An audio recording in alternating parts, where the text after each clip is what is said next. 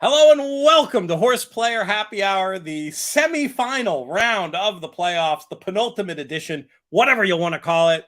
We are approaching the end of a long HorsePlayer Happy Hour season and extremely excited, though, for these last two shows. Lots of special content coming your way. A second Breeders' Cup Betting Challenge seat about to be given away. Actually, it's more than if you count all the qualifiers, we're well above that number. This has been such a great year. And we've got such an interesting Breeders' Cup. We look forward to chatting with you throughout the course of this show. We'll do a supersized edition. We'll stay on till the end of the contest. Let Matt and I know what races you want us to spitball about. We'd love to hear your thoughts about what you want to hear about come this year's Breeders' Cup. We're going to have a lot of chances to be talking about it all over the In the Money Media Network, especially the Matt Bernier Show, over the course of the next couple of weeks. And I now bring in the man himself, just referenced from his own eponymous podcast. And you know him also from the work he does over at NBC and elsewhere. He is Matt Bernier. Matt, what's going on?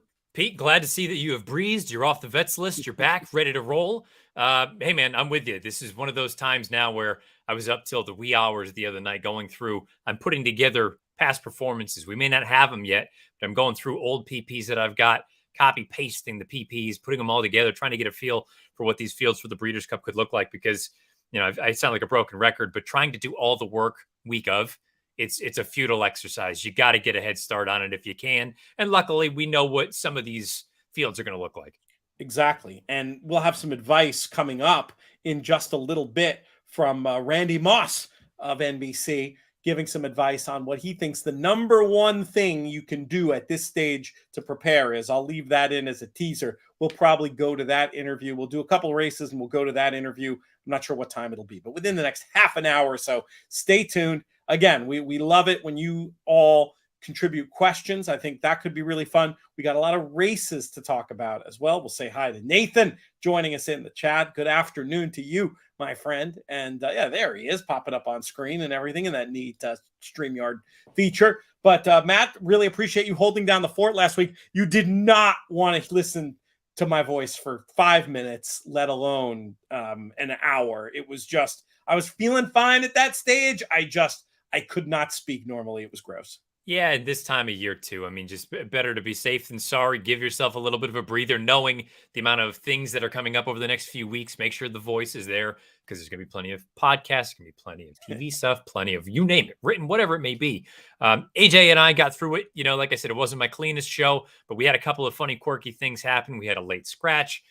We had a couple different things throughout the day, and we had great interactions with viewers, which really bails a solo man out.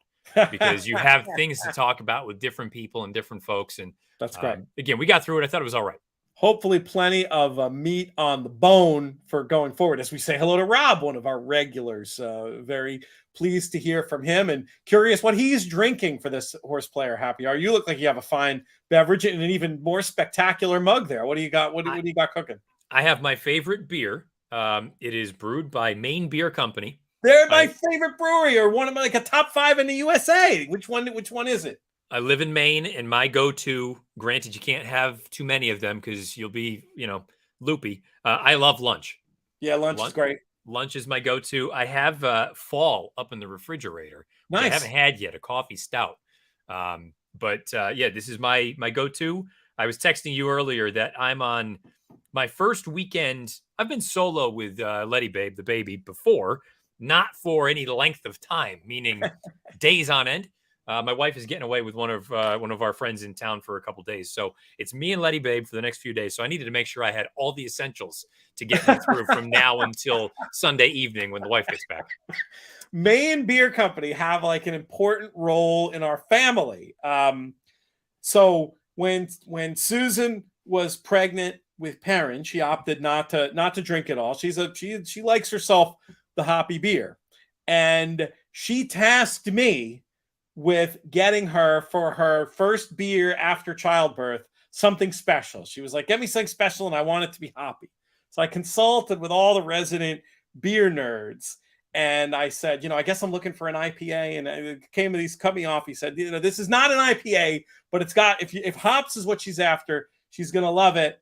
It was Mo from Maine Brewing Company. And it was such a hit. And every time I see it thereafter, and pretty much every time I see a Maine Beer Company beer, I get it. Now, I imagine you had a chance to visit the brewery over there in Freeport. They've got the pizzas. It's right down the block from LL Bean. Have you been? I've not, no, and I think that's the thing that is so funny because it's in some of our stores up here in Maine. Not to go on off on a tangent, I'm actually happy to hear that you think as highly of the brand as you do, knowing your sort of background. But I love the story of it. You read the bottles; they've got little messages about different things, and just I love the branding. It's a white label with basically what it is on there. They only come in 16-ounce bottles. It's just, I don't know. I fell in love with it when we moved up here. I'd never had it before. And I'm amazed at the amount of people that I meet that have had it or are familiar with it as well. So it's definitely on the bucket list. Probably not over the winter, but probably next spring, summer, we'll go on up to Freeport. It's world class. And yeah, the branding is no muss, no fuss. And in the best possible way. That's how I describe the beer too. It's not New England juice. It's not West Coast piney. It's almost like its own thing, just very like pure interpretations of a lot of classic brewing styles. Anyway, couldn't be a bigger fan. Glad to give them a call. I'm going to be having some bitters and soda, but I'm going to wait till we have a race on. I'll run upstairs and I'll get my bitters and soda.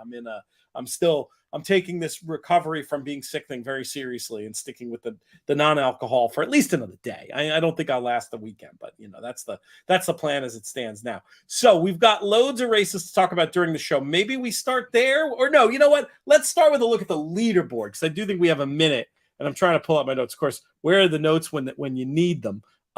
Which one is this? This is our playoffs. So this is 20 down to 10 here, folks. So the number that matters, and you can see there through 4 races now. We just got an update, and the cut line is still 0. So everybody, everything to play for here from the 20 players we have involved. Michael Domable looks very good to be getting himself a seat at the final table with the 34-58. Robert Henderson, Kevin Engelhart, Scott McGovern, Ed Sinowicki, Nathan Kaczynski, we just heard from, Robert Capalbo, we just heard from, Chris Couples, Matt Miller, last year's BC champion, and then the 11-way tie for last, essentially. But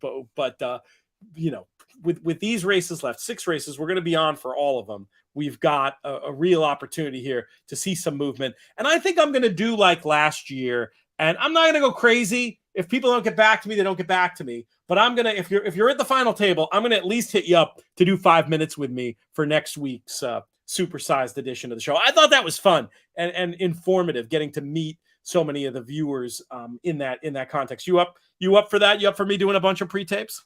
Absolutely. I think again, it's also important too this time of year. Folks can kind of impart their wisdom and offer up their opinions on some certain things, not just how you got to where you are with the final table, most importantly, but at that point, we're only going to be a week away from the Breeders' Cup. So right. I'm curious to hear what people love. I will say, not that I'm rooting for anyone, because we are impartial here. I think it would be fascinating if David Browning won the regular season last year and won the playoffs this year. He would be sort of the unofficial king or queen of HorsePlayers Happy Hour Tour. Oh, I love that idea. And I'm sure David loves it too. Off to a slow start, but he never gave up. He kept grinding. He made the playoffs. That's a story I want to tell. And we might have to lead with him. Another interview I want to have on next week's show is Greg Kingma, who was our tour winner this year. And I meant to get, and just one thing has led to another, and I haven't been able to get him yet, but we'll work on that. Why don't we, AJ, take a look at today's qualifier, and then we'll go to this race at Keeneland and see. Real quick, Pete, because we're getting ready to load into the gate at Keeneland. Oh, okay. Why don't we hop over to Keeneland? I'm sorry, I didn't get my monitors arranged. It's all good. We're doing too many things. Let's hop over there. Hopefully, somebody.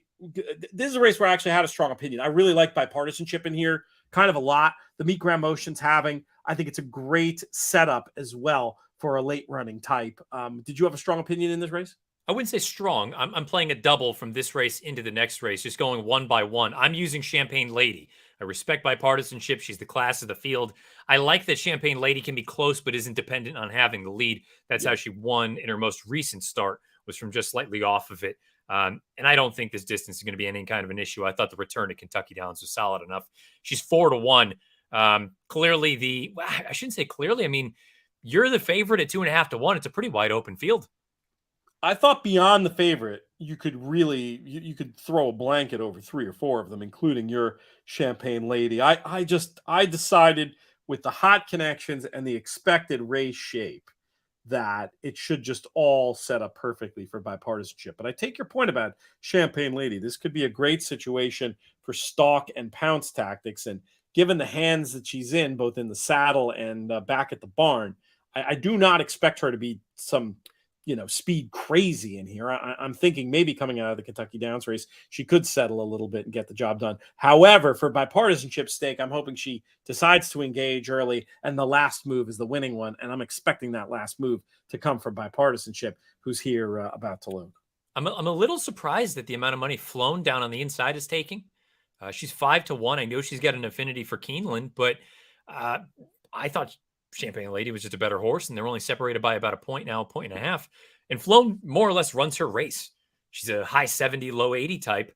I don't know that that's going to be good enough to get it done, but maybe the money, there's some signal there. We'll see what happens. Brendan Walsh, now, I'll admit, I haven't gone back and looked at yesterday's results at Keeneland yet. That's how busy I've been. But heading into yesterday had been cold as ice. Another reason I might hesitate to take too short of a price on a runner like Flown. I don't know. For all I know, he had a couple of live-looking runners yesterday, though, and if even one of them won, I'd be a little less concerned about that. Only a matter of time before he gets going. Flown in a good spot here, and they're going fast, though. I mean, this is what I was looking for. But you got to be happy with where your pick, the 10 runner, is in touch, not engaged. Yeah, I mean, this is one of those trips right now where I'm looking at it saying you've got every opportunity. If you don't win, it's not because of the trip. Yeah, you're a little bit close to a relatively swift pace, but I don't think they're going crazy fast. 8:48 to the half again. There is no excuse. If she's not good enough, she's not good enough. Yeah, they slowed it down nice, and I think I'd prefer to be where you are than to where I am, because it's not fast quite enough for me to be confident from the position I'm in. Going to have to, I think, make a pretty wide move here on bipartisanship. I'm not losing the faith. But and here she comes. But I was hoping for a faster number up there when they. I'll tell you what, the 2 is kicking. I think these closers have got to come, right? Come on, level up and finish. Let's see what happens. The 2's digging, but there's still a chance it could unravel a little bit. This is a 54-1 shot. That's insane. All right, it would blow up the contest. Somebody's gonna have them. That's going to be very, very interesting for the qualifier. Unbelievable. We got to go back and look at this paper. Yeah, just punchless from both of ours. The 2 ran all right, but let's look at this crazy long shot winner here. Fancy Martini, was that the name of this beast? Fancy Martini, coming out of a stakes race at Kentucky Downs, and I mean, the Ellis Park race 2 races back isn't bad, but just looked slow compared to the best of these, to put it mildly. But a perfect trip, a perfect ride. And if folks were clever enough, now, I mean, I'd be surprised if anybody has this horse in the 20 to get down to 10 race. But you would think in the big qualifier that we're running alongside, which attracted, I thought, an impressive 95 people this week. We'll have one more next week along with the final table. We'll encourage people to get involved and take a shot there. In that contest, you got to figure it feels more than plausible that somebody could put them in a pretty good position to punch a ticket directly to the Breeders' Cup if they were clever enough to come up with this cap runner. Now, we've talked before about how sometimes when they're this high over the cap, there's a certain breed of contest player who will avoid the horse. But then there are others who realize, hey, it's not really about just the points on the board. It's about getting points that no one else has. And if somebody was clever enough to do that with this Fancy Martini, that's going to be 64 points up on the board in the qualifier. Anyway, we'll go. There is no capper. Nobody had it? Nobody had it. In the whole qualifier. 93 entries, not one. By the way, did you see the other prices? Second was 37-1. Third is 48-1. What is that tri-pay? You can buy the racetrack. Yeah, write your own ticket. How big is the pool, right? I mean, this is going to be, we got to leave. If you somehow have that, if you're somebody that just says, give me the interior portion of the field, give me 5 through 7, give me 5 through 8. I'll take them all. They're all bombs. It's funny you mentioned that because I did. And look, this is not anything other than an absurd point. Looking at some numbers that Madvag Volji pulled about the Keeneland meet, there was sort of a clear, bias is too strong, but like a lean in the numbers, to be between 4 and 9 is like definitely in the aggregate statistical analysis beneficial. So Pete, I'm seeing the exacta for $2 paying $2,300. we got to so the try's got to be. I mean, I'm not kidding. Is the try 40 grand? It could. No, you're right. Of course, because I mean, this is a very liquid pool, so it's going to be nuts. That's wild. Yeah, 10 is way too low. Let's put this up, AJ. Let's watch it in real time, if you don't mind, going back to the Keeneland feed for a minute. So the exacta pool.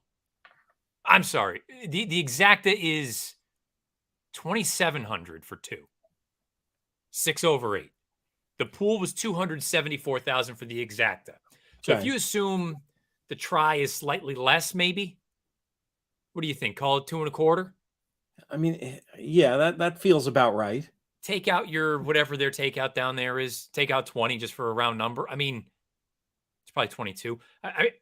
I don't think is 3 tickets at $55,000 or $60,000 crazy? No, and it could be the over. There might still be enough people at a meet like Keeneland playing, somebody born on, that's incredible. May 6th, somebody with a kid born on May 6th, 2008 or something. I don't know. I would go out on a limb and say you won't get a better try in the Breeders' Cup. No, this is going to be nuts. That's one of the few days where you can expect completely goofy things to happen, but this is just wild. And I wonder if it sets us up, another chaos race or two. Could we set up a pick 5 carryover? See, so now this is where something. There must have been a number of folks that had this because it's low. Yeah, for $1, it's only like 16 grand. Okay, so that had to be a bunch of all button kind of things. But to put it into context, the super for a dime was 73,000. So that had to be a pool scooper, I would imagine, or close to it. Yeah, I wish I knew more about what they bet typically on a weekday. When we see the pool for the super, that if you can see it, take a look. But I mean, obviously there's not 730 in the pool. So no, and I'd be livid if I had the exacta for a deuce and it came back, 2,700 and the try comes back, only like 5x that. Oh my God, there it is. 50-cent try, 7,800. Good Godspeed on you if you were smart enough to get that one. Fancy Super Martini, Barista Smarmy, and Sister Luann. Crazy. Bobby Marks Super Pool was 93,000. So that's a capper, is it not? Yeah, that's a pool scooper. That's a pool sweep. Yep, exactly. Take out the takeout, and that's what's left. Somebody try was $1.50. So somebody had alls in many spots. Yeah, they had to. I've never so much wished my birthday was June 8th, 1952, or my dad's. All right. Oh boy, now here we are. We're on top of Aqueduct. Okay, let's get back to Aqueduct. I mean, that was definitely worth the digression, though. That was not stuff you see every day. Kind of fun. Yeah, we'll get to Aqueduct. Race number 8. This race I only looked at very quickly. 6 furlongs on the turf. It does appear to be a decent amount of pace. Fenway could maybe get loose in this spot. Maybe turf debut. I don't really trust, but 8-1. That's not a horrible price for a contest type of a horse. If they go too fast, who do you think is the most likely to benefit? Maybe a runner like Eddie the Great? Yeah, and I guess that is it's a double-edged sword because I'm playing doubles into this race. There's a horse I like in the next race who's a big price. So I'm playing 3 $10 doubles, but I'm using basically speed horses, hoping that it's just one of those things sort of, I've heard Jonathan say it a million times in the past, speed of the speed, or whoever gets out there. I just want the fast ones sprinting on turf. So I have the 3, the 4, and then Fenway, the 7. I'd love Fenway to get out there and get brave first time on turf. The new connections tried to get him on the grass last out. It didn't work. Part of me does think that Goldquist may just simply be the speed of the speed. And then also selfishly, it would be part of half of my George Weaver daily double. Talk about that race later. I know. I feel bad. We probably should have given the people who you were sitting on in there, but we were too late by the time we got there. All right, speed is doing what we thought it would do. and Fenway is looking okay. I mean, at 8-1, does stick a head in front there, right? That's that white bridled horse. Yeah.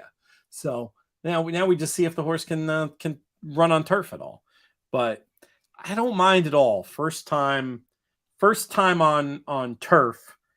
Not most. That there are plenty of dirt horses who can make the transition. Now, the fact that the horse is already being asked and we've got this 10 breathing down our neck isn't great, but I don't know. The horse is finding a little bit. Let's see what happens here as they turn in for this testing Belmont 6 furlong stretch. It looks like the 7 has cracked. Your 4 is making a move. 4 is running, yeah. Come on, let's see if you can get up there. And then we have this big move on the outside from that closer, 6. Eddie the Great. Yeah. Who I think is going to get there. Yeah, I do too. So it's going to come 6. It looks like Goldquist will hang on for second. And then On Our Way Boys, who ran a pretty good race, all things considered, up and on the engine for most of the time. Best of speed, but left vulnerable late to the obvious finisher. Yeah, I mean, I am very sympathetic to Jonathan's view about turf sprints and speed. I do sometimes make exceptions for certain configurations, and actually, the 6 furlong at Belmont is one of them that I feel like there's enough time for closers to get involved. It's not as crazy to me to back finishing type horses in a more testing configuration like this. It's very different than Saratoga, and it's one of the fun angles to play around with. Saratoga versus Belmont with turf sprints, or this is Aqueduct. I keep saying Belmont, but it's still the same principle applies. That it's especially in the fall with the fall ground that it enables you to maybe get involved a little bit more than just the speed of the speed type stuff. Anyway, Eddie the Great scores at the 5-1 there, and we'll see what effect that has on the contest. We'll have to take a look. Maybe when this goes official, we'll take a look at what we've got in terms of the qualifier leaderboard, and then maybe we'll get to our guest, which would mean just missing this Laurel. We'll miss a Laurel race, but then we'll be back on schedule after that. I like that. I think it's a good plan. And then at some point, if we get a minute, and this can come through questions, or we can just question each other. But you've talked about being a believer in doing some Breeders' Cup work early. Are you at the point yet, Matt, where you have any opinions that you're willing to throw out there for the world, or more interested in just talking over some races and divisions? Because we can do that. Now, look, and I respect the folks that say, how can you handicap? You don't know post-draw. You don't know who's actually running this, that, and the other. I don't care. My opinions don't change a great deal between now and then. A post-draw, if a post-draw is that substantial, then part of me looks at it and says, how good is the horse that I liked anyway? Hit it a bomb, overcame it at Keeneland a number of years ago. We've seen other horses overcome things. But, yeah, so I've gone through. Put it this way, there is one horse that I'm really, really keen on, assuming she goes. And I don't know how I'm going to play it for the BCBC. I'm really interested in Caramel Swirl in the filly and mare sprint. I thought her run in the Ballerina, when you look at the way Timeform US has the main track color-coded, very speed-friendly that day up at the spot. She put in a significant turn move, which I still maintain is the most important move in all of racing. How quickly do they get around the turns? You can either break open a race or gobble up that ground rallying from off of it. And no, she was no match for Goodnight Olive, but Goodnight Olive had a 3 or 4 length head start. I think all things considered, it was a really big effort from her. She loves Keeneland. She loves 7/8 of a mile. Caramel Swirl, barring something unforeseen between now and then, she's going to be my pick, and somehow I'm going to be betting her. I don't know how. I like her. I mean, I thought that was obviously a really nice step forward in the Ballerina. I feel like there were reasons why the previous runs were better than they looked too. And then it's also the angle of Goodnight Olive seems like one who's going to have a lot of hype on her. I mean, just looking at international markets, a very, very strong favorite heading into this race. And I just don't think there's necessarily that much between Caramel Swirl, who at 15-1 in the Ballerina, I mean, she's going to be it's just one of those things where they're a couple lengths apart, and one's going to be the favorite, and one's going to be, I think, a pretty clear double-digit price, right? I mean, I can't imagine her being any less than 10, especially if all of the girls that are scheduled to go, Goodnight Olive, CC, Echo Zulu, I mean, those 3 alone are going to take the lion's share of the money, you would think. Everybody else from then on kind of has to be 10-1 or better. I'll tell you what. Now, let me confirm this. It might have just been one weird outlier book, but I saw Cece even 10-1 in a spot, which made no sense to me. But if that's right, how big is Carmel Swirl going to be, right? Well, and I guess that really just kind of depends on, and that's also ignoring Slammed, which I don't think we should. I thought she was really good winning the TCA, but it really depends on how much money does Goodnight Olive take, but also how much name recognition and sort of fanfare for Echo Zulu is there. Have people kind of gotten off because she lost one race in her 7 lifetime starts and it happened to be going 2 turns because she was good in the dogwood? If people still are in love with her and enamored with her, she was a champion last year as a 2-year-old, then, you know, her and Goodnight Olive by themselves are going to take a pretty large amount of money. And who knows? I mean, I agree with you. 10 is a little aggressive on CC. So she's not listed in the betting at the Sharpest book. So that's of some Echo Zulu? No, Carmel Swirl. Okay. So that's of some concern, but she is listed in other places in a mix of 16 and 20-1. So we'll have to wait and see what the plan is, if there's another spot they've picked out, etc. For let me take a look. I can't share this, but I got something today. What is the race after? This is terrible to ask, but what the things the host should know. What's the race after this Maryland race? I still think we might want to do a leaderboard and go to our cut-in just because we're action packed throughout. But I definitely don't want to miss a Keeneland race. It would be Keeneland. And how many minutes are we to Keeneland right now? 15. Okay, beautiful. Run it now. Yeah, we can get this done. Let's just do the quickest leaderboard update since we just got a new leaderboard, and then we're going to go to the pre-tape. So and I'll give AJ a chance to get that sorted out. And it looks like Matt is intently looking at some top secret information that may give us a line on. Yes, I can't share. Her name is listed. That's all I'll say. Okay. That's good. That's good. So we've got just very, very quickly, this will be just one BCBC seat. I'm going to just run the top 10 really quick. We've got Wiley Agamenoni on top here. Brett Wiener, John Elson, Matt Duggar, Tom Arndt, Daniel Edwards, Andrew Uretsky, Steve Arison, Evan Littman, Bobby Marks, we just saw in the comments. And we'll go down to Joe Kramer's name as well. That's who's at the top right now playing for the BCBC seat. Lots of breakage today, I imagine, with the interesting number of 95 having signed up. Next week, let's go for the 130. Let's see if we can give away 2. And actually, Pete, just to real quick interject, they're actually giving away a partial of $5,000 for the runner-up. Oh, fantastic. Oh, I missed that. So that's how much breakage there is. That's great. So Brett Wiener right now in that position, but obviously loads to play for. We've got this Laurel race, then 2 at Keeneland and 1 at Belmont and Aqueduct. But right now, we're going to go to our special guest, and it's Randy Moss. Happy to bring in a special guest to help us out in this penultimate edition of the HorsePlayer Happy Hour show.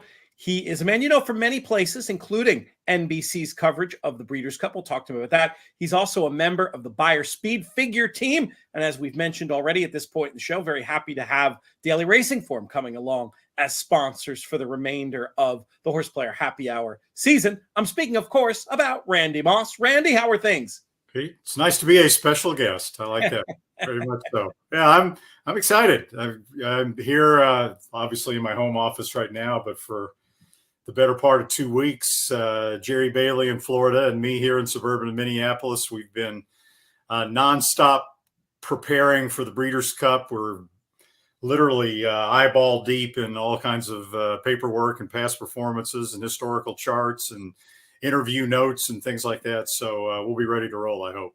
That's great. Let's start there, actually. What's your advice to horse players watching who want to do that type of work themselves? What would you say to the person who's looking to get a jump on their work so it doesn't feel like all of a scramble when we get to pre-entries next week? What's the most useful thing a horse player can do?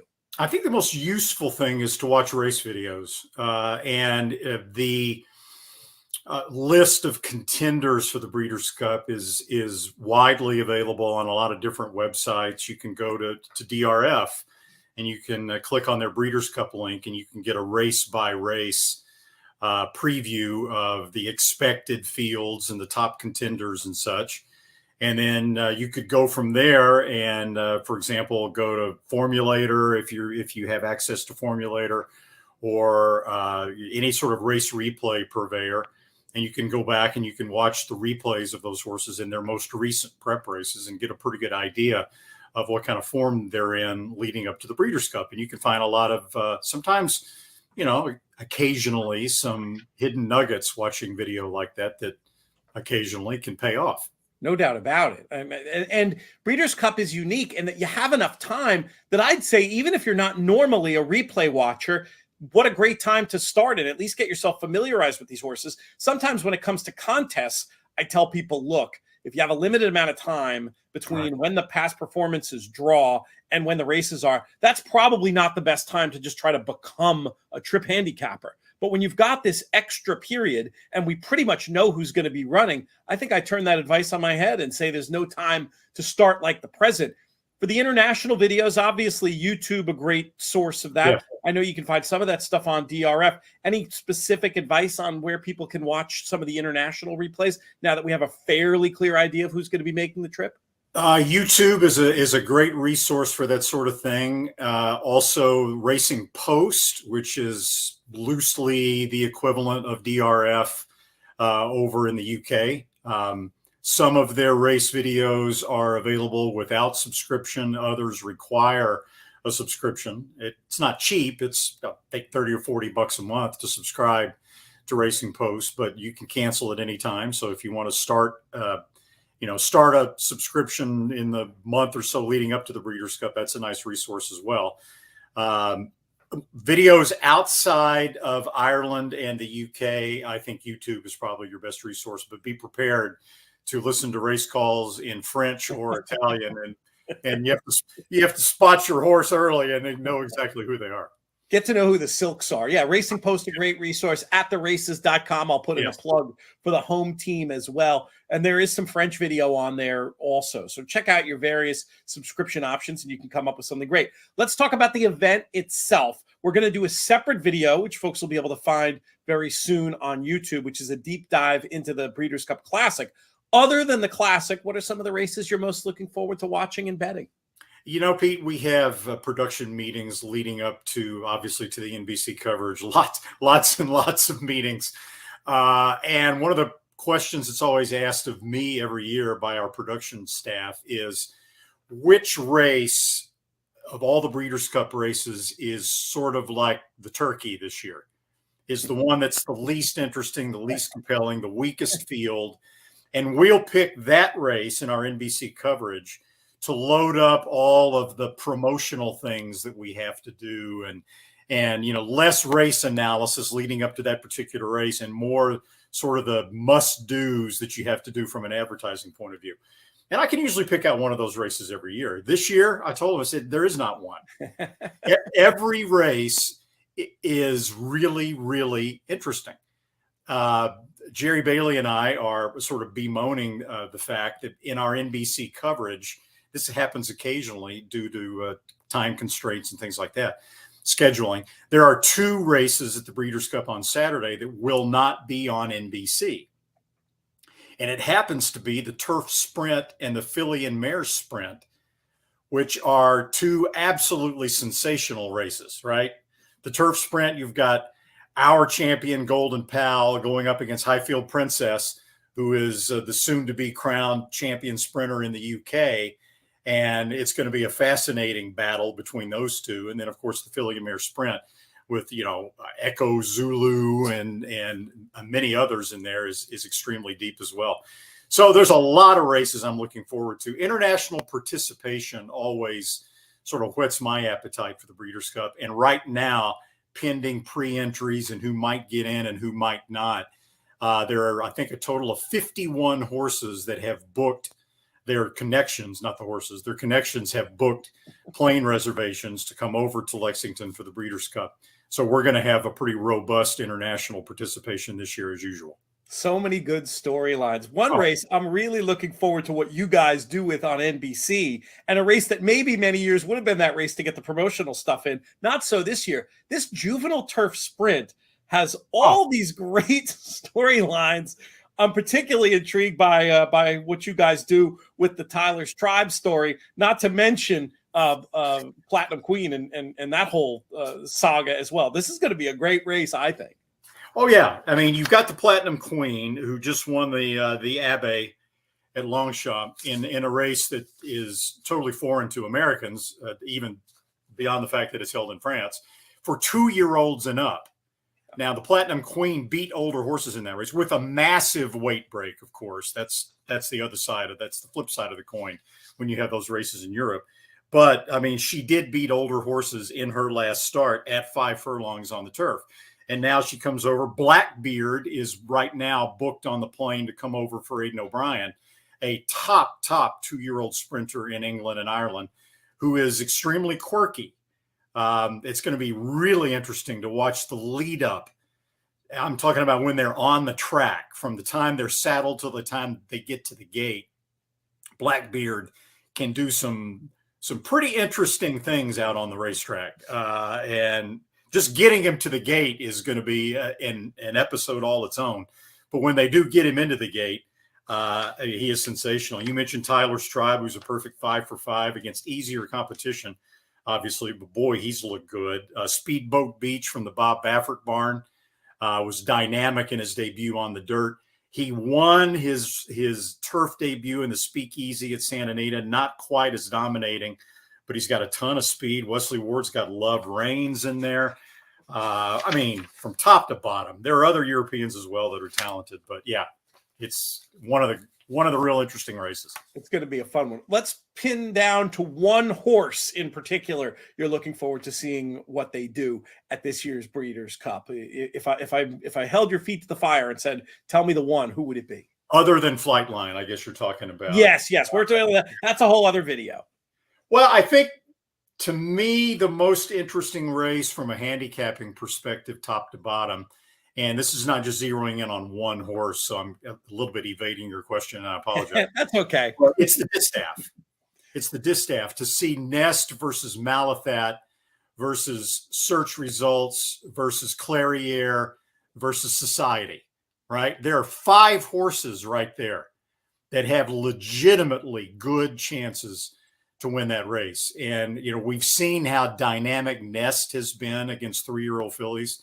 Subpar competition at times, and even against older horses last time in the Beldame, where Nest just went off and won by almost 10 lengths, and probably one of the worst Beldame fields that we've seen in decades.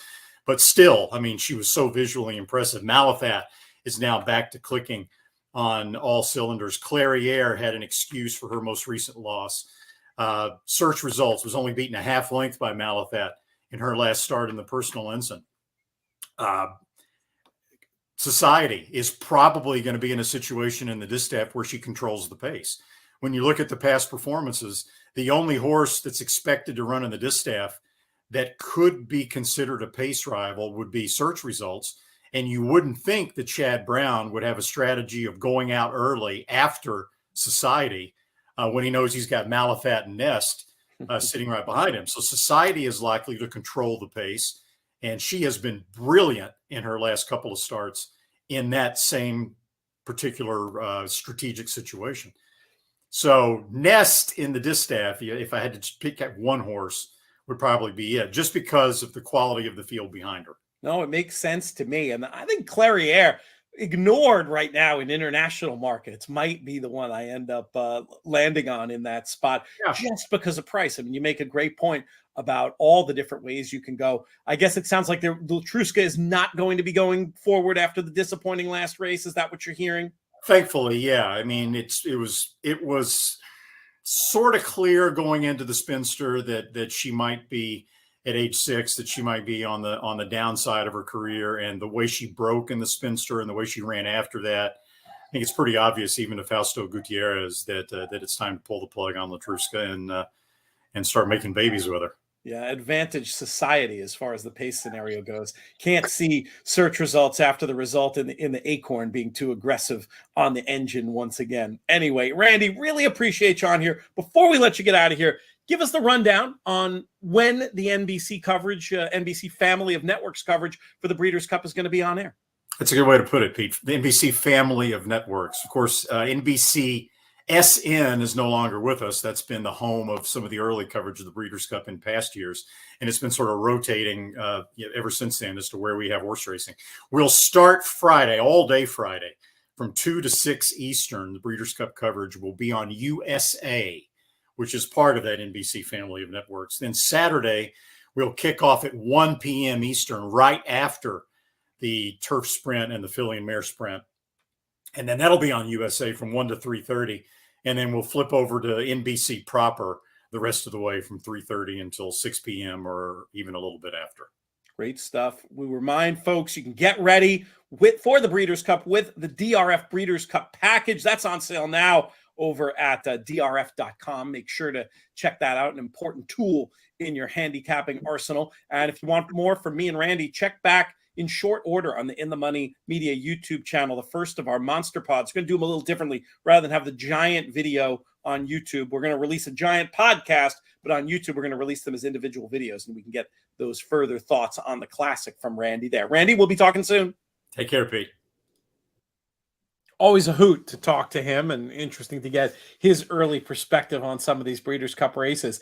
And you were hinting before, Matt, that you're well into the throes of doing your Breeders' Cup prep videos. That's one piece of advice to give to people saying, hey, what can I do this far out? How about you? Is there a particular beyond the tape aspect of it? And we'll get to this Keeneland race here in a second as well. But what else would you tell people they should be looking to do this far out?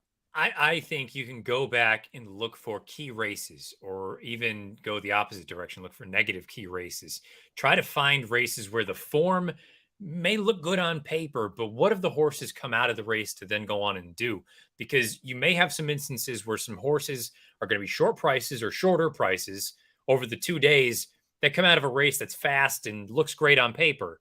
But when you pull up, whether it's Formulator or some other product that you may use to go back sort of and retroactively look at things, I think it can tell you quite a bit about how strong any given performance actually was. That to me would be the best piece of advice, aside from, the obvious piece where trying to catch as many replays as you possibly can. But I would almost argue as important, if not more so than the tape, is finding out which of these races was actually good and which were a little bit suspect. Going through the form. I mean, old school, I couldn't believe it when I first went to go racing in England circa 2002.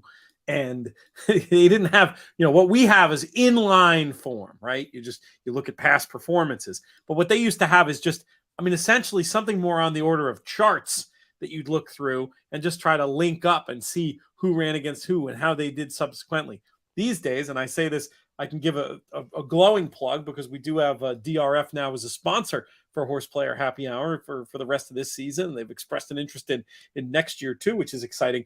I mean, isn't Formulator just the greatest and easiest tool for that, Matt? Just to let yourself go through these rabbit holes and use the charts feature and see who did what next time and what kind of figures they ran, and maybe try to identify spots where live races or not so live races and try to use that as a way to look at your horse playing. And oh, by the way, you can click on videos right there as well. Yeah, I mean, it's the most important tool that I have. Anyway, I mean, it's the end all be all. If I don't have it and you just go off of the old school paper, I think it leaves so much to be desired at that point. And then when you go to Formulator, it's almost impossible to go back at that point. I think it's just one of those things that without it, I would be totally lost. And I'm not just saying that. I mean, we used to work there, and hopefully, again, they're partners of ours now. But I mean, it's an invaluable tool. You can't put a price on how important Formulator is to having what I think real success is defined as. We'll come back to it. Actuator, that's my pick here. I'm down the tank for the black type thoroughbreds team, but I just think he makes all kinds of sense in this spot here in race number 8 at Keeneland. Yeah, I'm with you. I will say I think he's an underlay. I don't think he should be 4-1. He's a talented horse. I bet him in the Jerkins. It didn't work. I thought his Indiana Derby was good, but I think he's very green. I think he runs on the straights and not great around the bends. And if he was closer to that 8-1 morning line, yeah, I'd be interested. I didn't make a bet on him here because I think 4-1 is a bad bet. 4-1 it's short enough. Let's say that. I would take it over the 9-5 on Creative Minister, who obviously an interesting horse.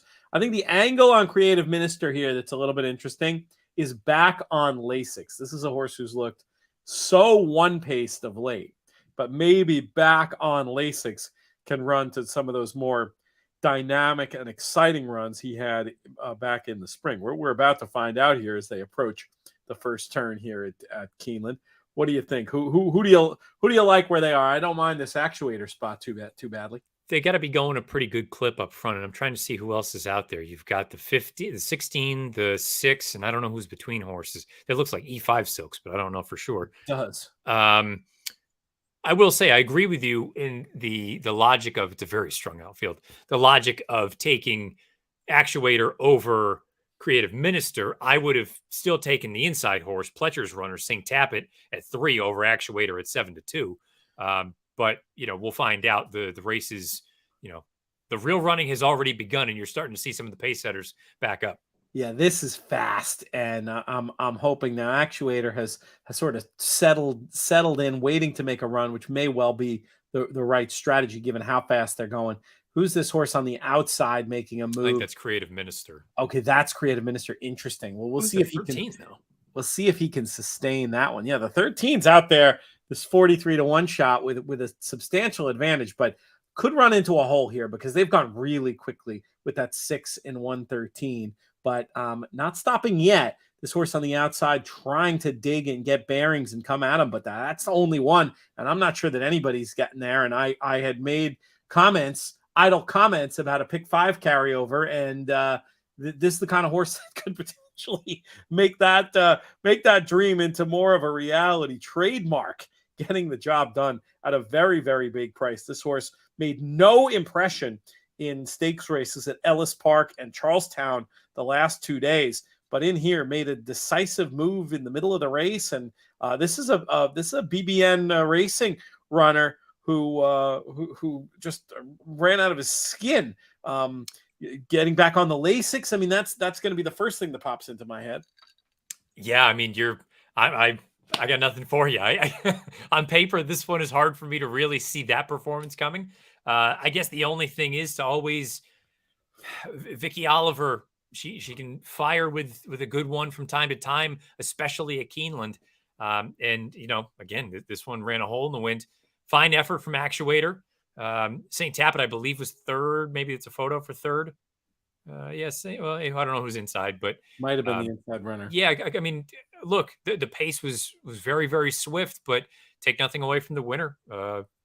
Big race. I don't know where it came from, but if you do, good on you. You've got a $48 mutual. And it's not Lasix because he was able to have Lasix in the Charlestown race. I was trying to grab something to come up with some theory there. We'll ask our friends. Brian Klatsky is involved in that Epicenter NFT project and the new JK shirt.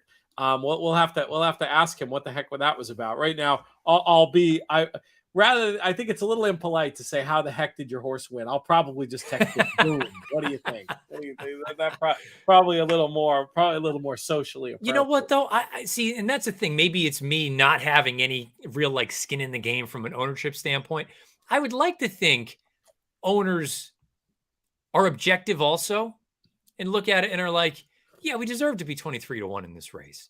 We're not likely winners. It'd be a different story if you had a horse that was 4-5 going to post and ran 5th. I don't know. I mean, that maybe that's the gambler in me where I look at it and I'm like, even if I had skin in the game, I would say, oh, I didn't see it coming, but we're cashing tickets. I think horses, they surprise their trainers and owners all the time. I mean, it's such a hard game, and that's proof of it. Well, this is going to be very, very interesting. We'll see. We do have just one more race at Keeneland, so we'll get some will pays soon, and we'll see if I'm on to something about maybe something interesting happening here, or if we're just gonna have more of a pool sweep. We've got a lot of nice comments here that we'll get to as well. Dylan Donnelly, great to have him involved in watching. Cheers back to you, Dylan. We're gonna bother you soon to come on and do some handicapping. I don't know. It feels like maybe a golden hour pick 4 at some point. Maybe now that bet is back this weekend, maybe we can get you on there. We've got Mr. Loki chiming in, and happy to see Randy Moss. Well, you got to tell you, you got to check out this video. I think we'll drop it tomorrow. We're doing the Monster Pod differently this year. There will be a giant audio Monster Pod, but rather than hold back when I have good content, like what I got from Randy today on the Classic, we'll start releasing those as individual videos as they come in. And we won't have that many before there are PPs, but I felt like, Matt, that this was a year, the Breeders' Cup Classic was a race you could talk about from here. You know, yeah, for sure. I mean, the field doesn't look like it's going to change too dramatically between now and then. And he just, what a guy to bring. He's the perfect guy for that race to talk about, some of these figures, to talk about, the Pack Classic figure, to talk about the Travers figure. I was very much interested in everything he had to say. And of course, we got into some Secretariat chat as well. People are going to dig that. And then we're going to have a bunch more. We got a great series of guests lined up for that. Check out the YouTube channel, rate, review, subscribe, do all that fun stuff.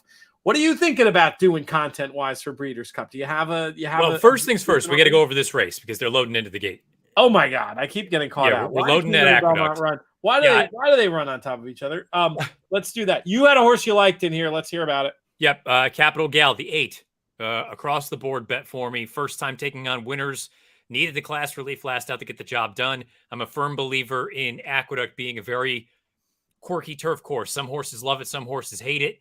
That was her first try over it. I thought she ran well enough. There's also a big discrepancy between Beyer and time form. The time form rating makes her arguably one of the fastest in this race, and she's 20-1. You also take a look. The 4th place finisher from the maiden win came back and broke their maiden next out with a 70, moved the Beyer up 12 points, which would be more in line with the time form rating. So there's a part of me that thinks that Beyer number could be a hair on the light side. And if it is, you're getting a major overlay. I'm not suggesting she is the most likely winner, but in a pretty motley group, I think she's very live at 19-1. Yeah, I'm convinced. I'm not gonna mess around. I mean, a good running style as well, tactical speed to stay in touch and enough finish to potentially get the job done. Let's see if Heman Harkey can get us in a winner in this spot here at Belmont at the Big A. Betting style wise, is this an across the board situation? Yeah, I have 50 across the board at 20-1, and I guess you could say, oh, that's being conservative.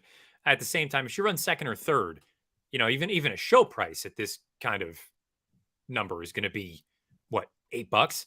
Yeah, $7. So there's quite a big pinch going on there as they go in around that bend there. It's always a bit of an unknown when you go around a little half bend. I think at Tampa Bay Downs all the time. Some of these other tracks do it as well, but yeah, it can be a little tricky, the shoot and how it's potentially banked or all that stuff. But yeah, I think we are wider than wide. Yeah, Heman Harkey is out there in got spun off heels. I don't know that was the riders. Gotcha. Unfortunately, but you didn't think he just wanted to go see what was the special with Don Pepe's? He wasn't trying to go to JFK. We'll see though. It's how are we looking pace wise in this race? 48-4. At Aqueduct this time of year, it doesn't look fast. I'm not suggesting it's fast, but it may not be slow. Put it that way. Yeah, I think it's even. I mean, honestly, just visually and how strung out they are, I feel like it looks even. And hey, we've gotten into a solid spot now. Wouldn't hate maybe them picking it up a little bit here, and then we're going to have a decision to make in terms of where to make this run. But we still in with a shot. Yeah, again, he's got her in a position where if he can find a seam, she's running. I just don't know if she's going to get through. Come on, get through. She got nowhere to go. Phone booth. Yeah, let's see. Push back one more time and just run on a little bit. I'd feel better about that. It's one of those that, like, if you're going to complain about that situation, like, you're clearly somebody that's just going to complain just to complain. Yeah. The kid saved all the ground. He had a good trip. I know the first turn thing wasn't ideal, but I don't think that was his doing.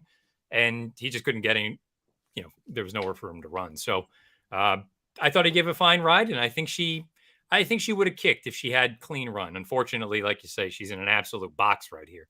Yeah, that was definitely tricky. Might be better might be better outside of horses. I wouldn't Well, cross to be fair, she broke her maiden up the wood last time. Okay. So there was nowhere for me unlucky. to go. I think first thought, best thought. Let's go with the unlucky. Yeah, and that's one where I bet her back. She's going to be another price, and I think she fits at this level. Not many trainers brave enough to claim off of Chad Brown, but Linda Rice has done it before and does it here. And we talked about how there's plenty of horses that have shown that toughness on dirt, and then they're able to translate it to the turf. And apparently that's the case for Run Up the Score, who's going to get the money here at 6-1, and could very well prove to be an important contest horse. I mean, this feels like a contest horse for a lot of folks. 10-1 on the morning line in a pick and pray. Bet down a little bit, but I think I'd be surprised if this one isn't at least fairly represented amongst our contest players. Yeah, you would think so. Like you say, I mean, you've got Linda in here, first time on the grass. Again, I don't want to say atypical of Chad to sort of, that feels like a bit of a give up move where we're just willing to let this one go. They paid $220 for this one. So clearly at one point, this horse had promise, or what they thought was potential. And Linda gets the job done first time grass. Yeah, I mean, in the Chad barn, if you're not a graded stakes type horse, they could find another horse for that. Horses who are going to thrive. I mean, and that's probably the sharp way to claim off of Chad Brown, if there is such a thing, is to say, hey, this is just one that doesn't fit their program, but somebody very happy to pluck starter allowance prizes as we get late on into the fall and into the winter, etc. Looks like going to end up being a useful claim and a very good ride also by Flavian Pratt, words that we say a lot around here. Pete, you were prescient in calling the pick 5 potential carryover. What are we looking at? How many numbers? We have 1, 2, 3, 4, 5 covered. 5 covered in a big full field. So we're drawing live here. We are drawing live to a substantial. It would be $321,000 carryover. Oh my goodness, we've already done the show. I actually just posted the show for Keeneland late pick 5 tomorrow. Eric DeCoster was on, who's been doing a great job on In the Money Plus doing our Keeneland notebook, and he was very sharp. And he and I mean, it ain't easy, but we came up with a few places to maybe take some shots. And obviously it's going to become a lot more interesting with all that money added to the pot. That race is in 16 minutes. I guess there are a couple of scratches. The 10 is out and the 13 is out. But still, what's the lowest price? I mean, there's a couple of real no-hopers in this race, according to the tote. But I'm at this point, I'm interested in, obviously, the horses I was interested in before. Comparative made a lot of sense in this spot. Grand Entrance was another one. Pure Pauline. I think I had it down to those 3 on my short list, and I would imagine they're all covered. But there's some other reasonable ways to go. Hopefully, some of them are uncovered. Pure Pauline is paying $161,000, a shade under that. Comparative $161,000. Mighty Madison $322. Grand Entrance $322, and Defining Purpose $322. Everyone else, unless I'm missing something, would result in a carryover. You've got a number of, the inside runner is 5,100. The 2 at 50-1 is 12,000. So your covered ones are 3, 5, 6, 9, 12. 1, 2, 4, 7, and 8. Then let's go. Correct. 50-50 shot, right? Forget about probability. Just flip the coin. Oh, it's pretty funny. It did. I mean, this is a pretty interesting race. So shall we do, when we get a leader, let's do a leaderboard when we have a leaderboard, and then we could start diving into some more Breeders' Cup chat as well. If anybody has a race in particular, I really like that Caramel Swirl thought that you had, Matt. You got anything else like that you're super interested in this early on? Any of these, longer priced horses? Michelle, you and I did a video yesterday going through some long shots, but I'll admit a lot of my long shots were me cherry picking horses at what I thought were better than should be prices, as opposed to like proper long shots like Caramel Swirl would be.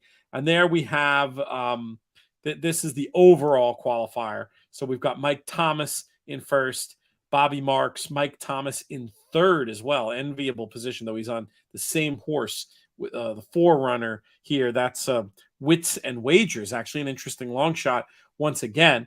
Ernest Hay Jr., our loyal listener and viewer. Brett Wiener still hanging in there.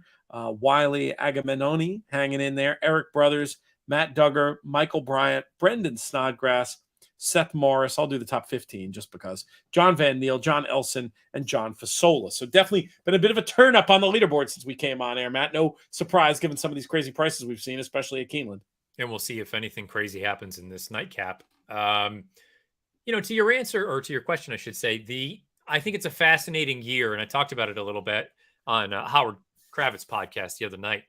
The idea that I feel like there are going to be folks, and I listened to or watched the other morning when I was feeding the baby, I watched the video that you and JK put out over on YouTube on the In the Money Media channel, talking about sort of your 10 predictions or your 5 predictions each. And I heard Jonathan lay out the way he's going to play it, making no bones about it, which is to be expected with his style. I figured that would be, and I think there's going to be a number of people that do that.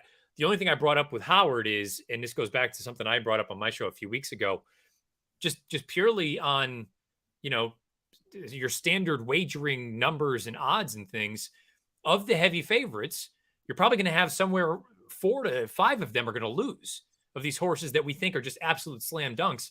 So my thought is, even if I'm not necessarily, way against one of these short prices, I think there are going to be so many people that are going to just try to double up their money from time to time that I'm going to root against these short numbers, because if somebody pushes all in trying to double up on, making it up Cave Rock or on Jack Christopher or whomever, and they lose, I mean, inherently I gain by them losing, even if I have a wager on them or not, because it could potentially wipe people out to do that. So I think it's just going to be a really interesting sort of game theory event, not just from a handicapping standpoint, but how do you go about attacking it? Because some folks will look at it and say it's a very chalky weekend, and others are going to look at it and say that could potentially lend itself to chaos. Yeah, it's a great question about these short favorites. Do you have one that you're really looking to pick on? Do you have one in particular that you'd say, I don't like this horse to win, even though they're, the market likes them, but I'm not crazy about it. So I'm not talking about, a race like the Juvenile Fillies. It's going to have a 4-1 favorite, but any of the ones that are going to be, say, sub 3-1. I mean, I don't think there is one that I look at and I just despise, that I'm just so far against that, I'm going to do anything in my power to make a bet against. I think they're all pretty legitimate. I'll be very curious to see who comes over from Europe for the turf and what that field looks like. I'm inclined to agree with Jonathan about fading Warlike Goddess. I don't agree that she's going to be as short as maybe he suggested. I can't imagine her being 3 or 4-1 or even 5, maybe even 6-1. If you've got 2 Godolphins in there, if you potentially have Babe Ridge come over, you're going to have Mishriff. I just can't imagine her being that short. But I don't really love her. The mile, does Modern Games loss turn you off so much that now you look at her and say, or look at him and say, oh, maybe he can be had? I don't want to go that far. I think he ran just fine over ground I don't think he loved. Yeah. I think all the favorites are pretty legitimate. There's not one that I'm just, chomping at the bit, waiting to go against, with the exception of the race you brought up, the Juvenile Fillies, because I don't think any of them are standouts. No, that's the one. My prediction in that was that we're going to get a cap horse in there, which is, a bold prediction for a podcast. And I can't tell you who yet, but I just don't trust the ones at the shorter end of the market at the prices they're going to be. Modern Games is becoming interesting to me because I do think there's a certain sentiment out there of, and maybe this will change. And I think there's 2 things at play. One is some people, being disappointed that he didn't win, being surprised that he ran, and I'm certainly in that camp. But I mean, I think he ran unbelievably well. And when you throw in the ground issues and that he's probably better around a bend, he's now a horse. And then the other piece of it is Kinross is actually listed in the sprint, the dirt sprint, as well as the mile. You have to think they'd run in the mile though. But, if he comes and runs in the mile and all of a sudden you're getting, 2-1, 5-2 after the Woodbine Mile, I would have told you that Modern Games might be 4-5 for the mile. So he's one that becomes like goes from being one that like, oh, he's going to probably be too short of just the price, but he's probably going to win, to, hey, maybe we can sink my teeth into him. And I think as far as Euros, and you seem to have some interesting information that maybe isn't fully publicly available. From what I'm seeing about the turf, we're going to get Bay Bridge. We're going to get the 2 Godolphins, Rebels, Romance, and Nation's Pride. And we're going to get Mishriff. And then we're going to get the two from Ballydoyle. We're going to get Stone Age and Broom. And I'm not sure. I mean, there's always room for a surprise entrant, and it might be a very interesting year for a surprise entrant, but I'm not hearing about anybody else at this stage of the game that's going to be coming over. Do you have any wild theories, baseless speculation to add to that conversation? All I'll say is the only other names that I am seeing are not like nothing that you're chomping at the bit. Gotcha. It's basically the names that we kind of expected. And I've been texting with our friend Nick Luck, basically daily at this point. And I'm amazed to see the turnaround that I have had on my opinion on Nation's Pride. I never thought much of him, if I'm being honest. And I go back and I know he didn't beat anything in that run at Aqueduct, but I guess put it this way. My thought right now, and we still need to wait and see who actually gets on the plane and comes over. I think I'm going through the turf saying, give me the 2 Godolphins and move on. I'm not going to overthink it. You're going to have Nation's Pride with the tactical speed, and you're going to have Rebels Romance coming from a little bit farther back. And I know I'm guilty of it. Rebels Romance, I think I always just thought of him more so kind of as a dirt horse because there was talk of him running in the Belmont Stakes last year and it didn't happen. But his runs in Germany and also at Ascot over the summer, at Goodwood, he was good. I mean, he ran. It's not like he hasn't done anything. He's looked quite good in each of his past 3 runs. And I see no reason why that can't play at Keeneland in a couple weeks. I'm certainly respecting them. Nation's Pride is a really interesting horse. He does have kind of a Yabir 2.0 thing going on where he's going to get weight. He's progressive. I wished he'd run a little bit faster, but he can finish. And he's certainly a horse to use, but he's also confusing because depending on what figures you look at, he could be demonstrably slower than Yabir, or he could be pretty much exactly the same. Like I think he comes out pretty nicely on time form and more Matt on Bayer. But Bayer also was slow on Yabir compared to some other figures that were out there. So it's hard to know what to do. I mean, he's definitely a horse that I'm going to use him, but I don't know if I can key him. He's one of those. He's the perfect storm for me because, to your point on time form, he stacks up right there with anyone else. And also, full disclosure, I despised Yabir, and I still don't really think much of him, if I'm being honest. I think he's fine. I think he took advantage of a disaster of a turf field last year, and the last move was the winning move. And William Buick timed it, and they got it done. But to your point, he is this horse, Nation's Pride's a little light on buyers, but my pet angle, he's paired up 96s. I think he's going to move forward. Yeah. I think he's going to jump up minimum into a low 100, maybe even a mid 100. And who else? I get it. Warlike Goddess earned that 105 in the Joe Hirsch, but how many of these horses are capable of running a 105 or a 106 buyer? I don't think. Mishriff. Yeah, Mishriff, but I don't know. I mean, I'm not convinced that he's the same horse. This to me just feels very much like we're doing it just to do it. And I don't. Yeah, I mean, he has legitimate ground excuses, and the race to Baid, obviously the international, like that form is good enough to win a Breeders' Cup Turf. I think so. It's. Do you think the mile and a half works even in the States? It's question, but I think he can do it. I mean, he's really talented on his best day, but he could also be one of these Euros that comes over at the end and he's over the top. And it's again, I can't key him, but just if you want to talk about ones that are capable of laying down that kind of number. And we have a good question about speed figures on Euros, but We'll come back to the questions. You know what I do want to do that we haven't looked at? Let's do a look at the tour, not the tour, the playoffs leaderboard, that 20 down to 10 contest, AJ, the first one we looked at. Let's see where we are with that, and then we'll come back to this. We'll come back to this discussion, and I'll try not to get caught out when there's a race about to start again. All right, let's see. Okay, Bob Montgomery, he is looking real good. These scores have gone through the roof since the last time we saw them. Chris Couples looking very, very likely for the final table. Ed Sinowicki, Michael Domable, as we predicted, still hanging in there nicely, as is Nathan Kaczynski. Michael Cavanna, Ernest Hay Jr. in a good spot. Wouldn't mind chatting with him this week. Robert Henderson, Scott McGovern, David Priz. But look at this. This is amazing how tight this is in behind. So, I mean, all to play for here for that last spot at the table. And again, 10th is the same as first in this contest. Let's look through who's drawing live. So Kevin Engelhart looking real good with the 5 runner. Robert Capalbo looking real good with the 9 runner. And I love the fact that everybody's got different horses. Dylan Donnelly with the 8. Matt Miller, he's still drawing live. He's still drawing live there. What price is the 5? 7-2.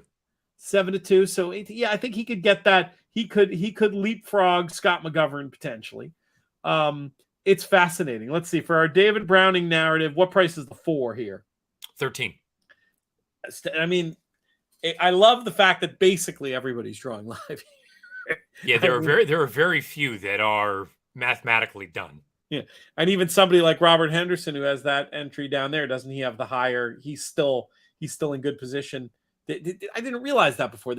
Scroll back up to the top. Maybe I'm talking out of my hat here. AJ, scroll back up to the top 8 if you would. Or did I? Yeah, he's in 8th as well. Not too bad getting 2 entries into this position. So his last one is drawing dead. Yes, but who cares, because he's got the other one in such good position. Right. So all right, let's go. Why don't we do some of these questions? I think that, and we'll start with that question about the speed figures. And really the answer to that, let's pop the question up on the screen there. Since there are no speed figures for Euros, how do you possibly compare the speed? So there's a lot of things you can do. The form figures can loosely convert into speed figures, but there are speed figures for European races as well. And it's very, the conversions are tricky because there's a lot of for reasons that are too complicated to get into. You'll see weight baked into the speed figures a lot, and the ratings too that you see for Euros. So honestly, I've been incredibly impressed by the work that Stephen Bonnick and Rob Dove, one of the top 10 pro punters in the UK today, have done on InTheMoneyPodcast.com all year with shippers, trying to come up with numbers that equate. They make basically their best guess as to what a horse is going to run in this spot. That's all going to be part, I'm sure we'll talk about it on the shows. I'm not meaning to be like all touty here, but the best way to make sure you get the most info on speed figure conversions as possible would be to sign up for the Plus service. But we'll also be sharing plenty of that information gratis, the same amount that we normally would be over on the shows. Do you have anything to piggyback or to add to Darren's excellent question about the Euro speed figures? So the figs I find very difficult to sort of make an apples to apples kind of comparison. I think a lot of it is kind of feel. I'm more inclined to, going back to what we talked about earlier, look at the form of some of these races and see who did these horses run against and what have those then gone on to do, whether it's in Group 2s or Group 3s. I just want to see good form lines. But I don't know who we're friendly with and not friendly with overseas, but something that I use, they have their own figs. And just let's just say, comparatively speaking, Nation's Pride, who we were just talking about, 96 buyer in the Aqueduct race, 119 time form US rating, not factoring in the pace. This fig that I'm looking at here from overseas, 125, which would stack up very well with some of the other Europeans. So again, it's inexact science, but I do kind of like to look and see what do our more, is it fair to say that we in the States are more figure based? Yes. And the figures there are they're typically form figures. Though then again, a lot of turf figures have so much projection where they basically become form figures too. So right. So I'd like to at least try to see, similarly to what we've talked about with comparing, 2 or 3 different sets of figs here in the United States or North America. I'd like to do the same thing. Just add in, pick your European fig that you're using and just see, does it sort of line up or is there a discrepancy? And if so, try to come to some sort of a conclusion on your own. I think also too, and this is probably a very easy way of assessing things. Man, the connections mean all the world to me. Appleby doesn't send bums over here. He just doesn't. They all run. Whether he just knows what it takes to get them ready to go or what, but they all run when they come. So I'm at a point now where, and if it's between, so let's just say Appleby and Aiden O'Brien, I'm taking Appleby every day of the week. Yeah, because he's O'Brien, more targeted. His approach is more targeted, and Aiden's approach is more scattershot. I mean, I just think that's fair to say at this point. It's and I also think too, Pete, to correct me if I'm wrong, if you disagree, I think there's an element of Appleby is sending some better horses over. I mean, Nation's Pride, say what you will. I've never been, enthralled by him, but he was 7-1 in the Derby. I mean, It's not like he was a complete hopeless kind of runner compared to, you think of like Stone Age, who I get it. He was a short price in the Derby last year, I believe, if I'm not kind of getting my wires crossed. But he never really was the bee's knees. He was more hyped than anything else, wasn't he? Yeah, I mean, there's definitely a difference in what the Appleby program is doing. I was really hoping that they'd send Adyar. I mean, I think that would solve my turf problem.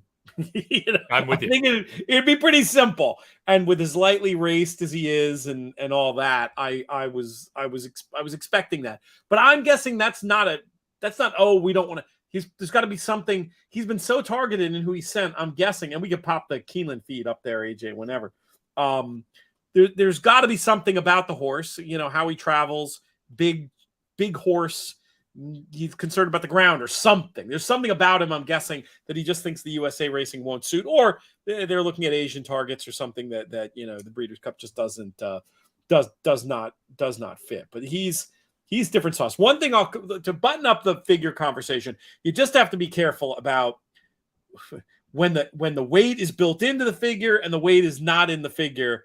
And it's so complicated that I typically just will call Dove or Stephen Bonnick and say, hey, help me out here. Like it's not always straightforward to figure out where the weight is in there and where the weight isn't in there. And it's frustrating. If I had a quibble about Timeform US, and I love it, obviously I talk about it all the time, but there's something about the way they translate the figures that I feel like generally underrates the Euros, and I don't know why. Maybe it has to do with the stripping out of the weight that they're doing, but that's still Timeform US is still a great tool just to do the write-ups. But I don't take the figures as literally. Now we talked about this race quickly, Matt, but and obviously we're rooting for the carryover for fun. But what do you what if I made you make a pick in this race, where would you go? Well, so I didn't do a particularly deep dive in this race, but I guess of looking at the board and looking at some of the numbers that these horses have run, I mean, Huntley is a little appealing at 20-1. She fig-wise isn't far off from some of the shorter numbers in here. The pedigree looks very sprinty just at face value, but I don't know. I mean, I would, if I were just purely, let's say I was in a live contest format and I had just kind of just looked at the paper and said, I need a number. I'd lean toward the 8 in here, Huntley. Like the sound of it. I was 3, 5, and 9, I think, in that order on the show that we did, all on the lower end of the price spectrum. If I were playing in a live contest and I needed, and I was just picking it, wasn't picking to hit a certain score or anything. I feel like comparative at 4-1 probably offers just a little bit more value than Pure Pauline. There's also kind of a hilarious pedigree angle with Grand Entrance and Pure Pauline. There's a family angle here because Keen Pauline, the dam of Pure Pauline, is the sister to Grand Entrance. Just sort of a weird anomaly in breeding happening here. We'll see if ends up being a family exacta as they pop from the gates in this last race. We've got Breeders' Cup Betting Challenge seats on the line. We've got a pick 5 carryover going on. Fun little Thursday. I sure love having Keeneland on HorsePlayer Happy Hour. It does make it a little bit more fun. It's been such a great meet to follow, and so excited to be heading back there for the Breeders' Cup this year. Huntley, stop the race. Who is this horse on the outside traveling, though? This is Taxed. That's Taxed. Okay. I mean, Huntley is good for the Huntley is very good for the carryover purposes, as is Taxed, right? I mean, I don't know. Is the 11 covered? I can't remember. The 11 might be covered. No, the 11 is not covered. All right. Well, let's maybe have to turn this thing into a merry-go-round. 2-speed number. Pure Pauline's running okay, but just being asked, coming under a little bit of pressure. That's Mighty Madison, I think, now making a I'll tell you what. Did you just see that move from Gaffalione? Looked under his shoulder. It was very clever on Taxed. Usually when I see that, I think, oh boy, he's got a lot. He's got something, and the horse is going way better, I think, than 12 is the danger right now, I think. The nearest pursuers. Let's see. Where is the 12 is far winding outside, up on the outside. white cap. How about we cut and go with this Taxed, and we have something exciting tomorrow. But getting leg weary, and we got a big move. This 3 is coming back down on the inside. That's the pure far outside. Who is this? This is the 5. That's that is comparative, and then the 9's going to win the whole race, and that's grand entrance. This is the ant and the niece. The ant and the niece hitting the wire. Oh, that may have been inside. It was at that weird angle. Yeah, we got to see that again. That's going to have big effects. It's Todd Pletcher's world, and we just live in it. What a great meet he's having down there, huh? I mean, and look, I said it the other day. I mean, he's going into a Breeders' Cup. I would say as strong as anyone in recent memory. I mean, he's got players in almost every race. Yeah. Anybody on his team you're particularly interested in? I mean, Chocolate Gelato pops to mind as one that, as hot as that in a normal year I would probably be trying to beat. And again, I will definitely play prices in that race, but I may end up having to respect just on the back of how well his horses are running, especially the young ones. So for me, and they worked out together earlier today at Keeneland, barring something bizarre happening, I'm going to be picking and betting Atomically, who is a private purchase and now is in Pletcher's barn. She's a Florida bred filly, and she's beaten Florida breds, but she's done it the right way. Her figs aren't far off from any of the other names. She's even faster than many of the other names on one set of figs. And I just don't like what I've seen from the bulk of the girls. I don't think any of them are all that strong. So I want a fresh face. Atomically, I think, maybe she's not 20-1, but I would hope she's 8 or 10-1. But she worked head and head with Chocolate Gelato earlier today at Keeneland. So and look good. I mean, look good doing it. Yeah. 12-1 widely available on Atomically. Again, not with every book, but I mean, feels like if she's working today with that one, she's probably looking to go, especially in as open a looking a race as that. I mean, I guess in many ways, the most interesting Pletcher to talk about is Life is Good. I'm super curious to see, how he stacks up and also what the tactics are. I mean, I was thinking for a minute there, you were going to have Defunded and all this other speed. Now, as I was looking at the race today and talking to Randy, it feels like if they're going to go, they're going to make it a horse race. Like they're going to do it. I mean, it's probably his best chance, and it's kind of the sporting thing. And the horse has done a lot, and he's very valuable already. Why not? If you're going to show up there, aren't you going to try to give Flightline a horse race? Are you going to try to just beat him to the lead and figure you're not going to pass him? Maybe you can mess with him. Yeah, you would think. I think they're in a darned if you do, darned if you don't spot, because if they don't go after Flightline, it's showtime. And if they do, now you got Flightline breathing down your neck. Even if you put him away, how fast have you gone? And now you've got to hold off the closers, and you got to navigate that final furlong. I think he's in easy. Personally, I think he's in a bad spot. I'm a believer in putting the horse in the spot that they are the most likely to win at this point.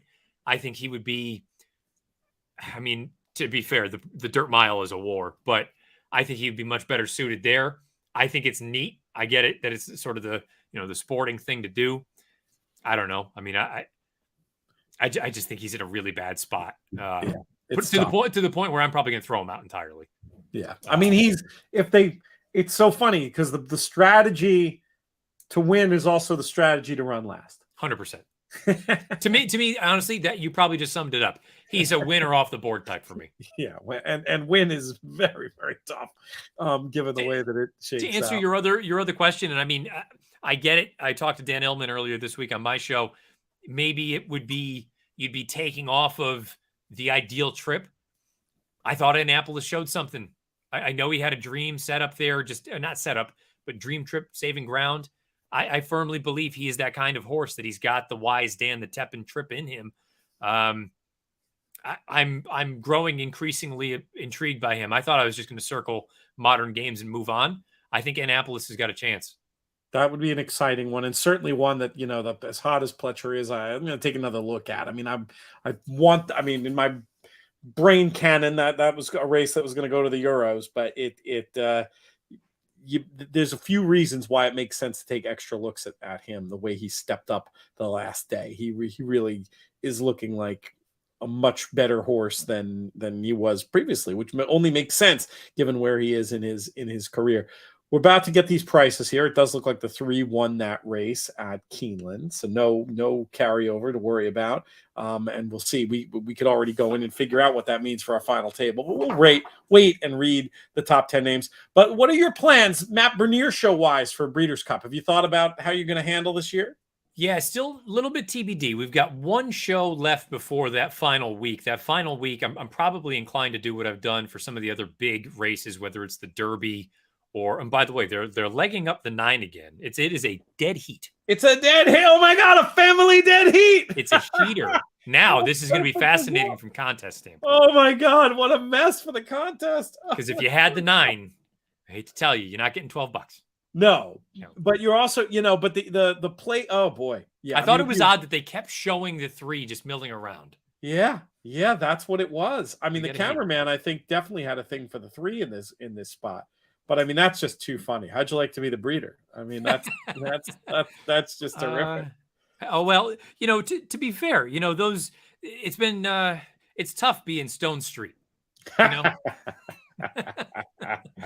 Yeah, why not? What's better than one? Might as well have 2 in a winner's circle. Oh, that's just a great story.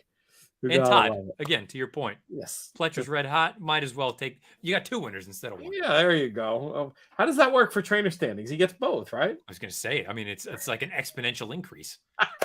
He gets 2, and one of them is not even included in the sample. Or maybe they are. I don't know how it works. Oh my God, that's too funny. All right, we're gonna have our results here. We're gonna see who the folks are who are eligible. I'll get your, if you're in the top 10. And you're listening and you want to come on the show, we'd love to have you next week. I'll get your email and we'll send stuff out from that. But boy, that was that was exciting. Somebody asked about some fractions not being provided. I didn't, if they weren't, that was just an error. They usually are. But yeah, maybe famously we have a lot of timing issues in America, and it's possible that something went a little bit awry there.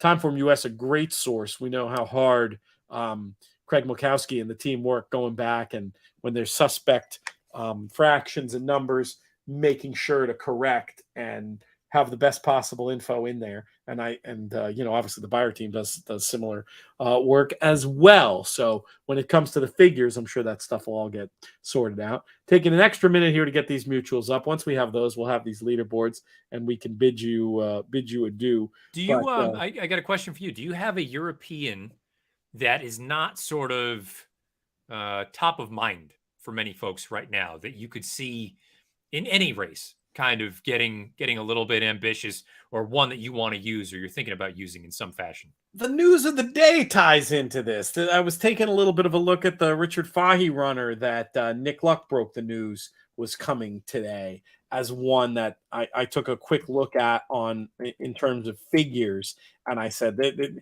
this may be one that becomes more top of the market. But for now, I think for most USA listeners anyway, is going to be under the radar, and that's the first one that comes to mind. Midnight Mile is the name of the horse. That's one to pay attention to. In the turf, I think in that same regard, of horse that might be a little, I mean, how could he be forgotten? He's such a famous horse, but I think there's a world in which the hate goes too far on Mishriff, and the Appleby love pushes him into a sort of an interesting dynamic. But you're not, obviously he's Mishriff. Everybody knows who he is. Right. So that doesn't really fit your question. All right. And there are those numbers. But yeah, as we get closer to the event and we see more who are coming over, Silver Knot looks every bit the big favorite that I think is gonna that Silver Knot's gonna end up. All right, here is the this is the playoffs. So this is our final table. Bob Montgomery, Chris Couples, Ed Sinowicki, Michael Domable, Nathan Kaczynski, Michael Cavana, Robert Capalbo, Ernest Tate Jr., Robert Henderson, and Scott McGovern. That's our final table of 10. We'll have them next week. Little cut-ins from them. We'll follow that contest. It's going to be a lot of fun. I'll be live at Keeneland for that. We did that last year. We'll make that a little tradition. It worked out well enough, right? It wasn't too bad. I will. No, it worked entirely fair. So you're going to be down there that whole time, right through the Breeders' Cup? Well, it's funny. I'm going to leave for a minute because we are doing family Halloween things in West Virginia. But wow. West Virginia, not a bad get from Kentucky. So I want to go down to Kentucky on Tuesday. Just give me a few extra dinners and chances to socialize and a chance to see Keeneland when it's quiet, because Keeneland's not run. It's Churchill Breeders' Cup week. So I get my little Keeneland fall mini trip. We'll go and do Halloween things in West Virginia. Perrin has a family costume all planned out. I'm not sure what's going on. We got to see what's going to happen there. But then I'll head back on Sunday night, and we've got extra stuff for Breeders' Cup too that's going to be coming down. I forget what the first day is, but we're going to be doing some daily shows. I'd love to bother you for a guest on one or two of those. Randy Moss said he'd be willing to come back and help out. Sounds like Jerry Bailey. We have an outside chance of getting him. Maybe we'll get JK in the mix. Vanessa Ryle, who's going to be with us providing content that week. We're going to have a big cast, and we'll be just following the news of the day, basically. It'll be something a little bit different than what we've been doing. But, there's so much news and so many different angles when it comes to Breeders' Cup. I think we'll have a great time with it. We need to, and AJ, I hate to do this to you. If you can just pull that screen back up, we have to give a quick, tip of the cap to Kevin Engelhart, who finished 12th and 13th, but more importantly, 13th with the 9, who dead heated at 5-1. Oh, if the 9 had won, he gets into the top 10. Oh, that's gross, Kevin. That's gross. So I don't include Scott McGovern in that because he does have 1 in the top 10. Yes. But Kevin Engelhart, I feel for you. That's a bad beat. That's the bad beat today. We should figure out who won our BCBC seat over in the other contest, and then we'll get the heck out of here. If you don't mind switching to the other game there. Yeah, there we go. And it was Mike Thomas. Not a huge surprise there, given the lead. 108.60. Bobby Marks with the $5,000 asset, the partial seat, 97.60, can put up $5,000 to play in the BCBC, or surely find somebody. These are transferable seats, so you can always find somebody to purchase that if that's not of an appealing notion. But yeah, that's great. Very happy to be sending people to the Breeders' Cup betting challenge. Matt, we'll talk much more next week. We'll go over a few more races, cover all the news that's happened, and talk more about these races, man. This was super fun. I mean, this is much longer than we're usually on, and it feels shorter just because it's such an exciting time of year. Yeah, and like you say, I mean, we could go on for hours and hours talking about these races, and that's not even including and factoring in the contest aspect of it. And again, it's crazy to think that it didn't feel that long ago that we just started the tour for this season, and next week we're buttoning it up. It's over because we are at the finish line, per se, or so to say. The Breeders' Cup is just now at this point about 2 weeks away. Breeders' Cup Friday is call it 15 days from now, 14 and a half days from now. I'm so pumped. I love doing these shows with you. That was so fun talking Formulator before. It was like, what is this, 2014? What's happening? It was like a throwback. What's happened? Are the Red Sox good again? Too funny. Oh my God. All right. Well, we'll bring it back next week. We'll run it one more time. So we'll thank producer AJ. We kept him super busy today. We're going to thank our friends at the Breeders' Cup, especially Haley and Justin, the horseplayers.com team. They've been a pleasure to work with.